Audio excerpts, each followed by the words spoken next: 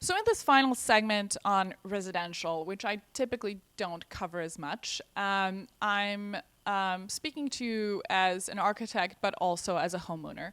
I wanted to talk about the top 5 things you can do to protect yourself and your house from natural and other disasters. So I've been doing some improvements on my house, as you know, but also in California, we've been affected by some really harsh weather lately. And I know a lot of people have been joking about how people here in California and people living in LA react to rain by panicking, and all these memes have really come out.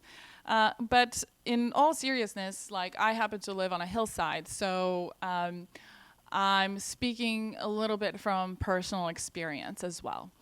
So the first thing that you can do to protect yourself from natural and other disasters is to review your home insurance policies. I've discovered that my regular home insurance policy doesn't really cover a lot that went wrong in the past year or so. I happen to live on a hillside. I have a special fire insurance. Check with your insurance provider what's, I guess, most appropriate for your house. Sometimes you might need to get additional insurance depending if you're in an earthquake zone or in a flood zone, which some areas here in LA are.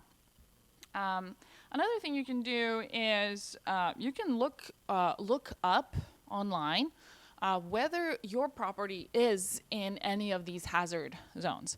So in LA, we have a website called ZEMIS, and people in our industry often can look up zoning and other information, and it'll tell you whether your house is in a hazard zone, be it a fire or a flood, or maybe a coastal flood zone, etc. So if you don't know where to look, I would just call your city and ask where you're going to look that up, or maybe they can tell you. Another thing that I would definitely advise is there are certain very simple things that you can do around your house to protect yourself. If you are in a fire hazard zone, you can trim trees around your house so that in an event of a fire, the fire doesn't spread to your house.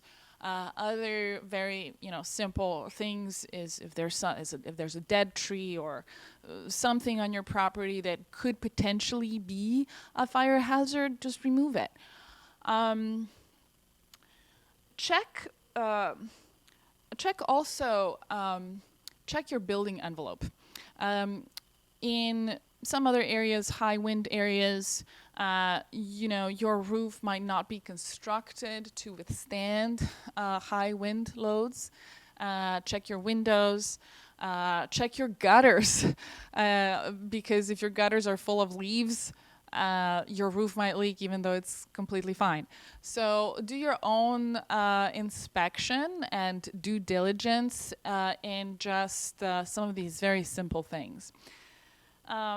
Finally, I would advise for everybody to develop their own safety plan or an emergency plan. Do you have an alternative power source if the electricity goes off, which has happened here recently? Do you have supplies? What would you do if you had to evacuate?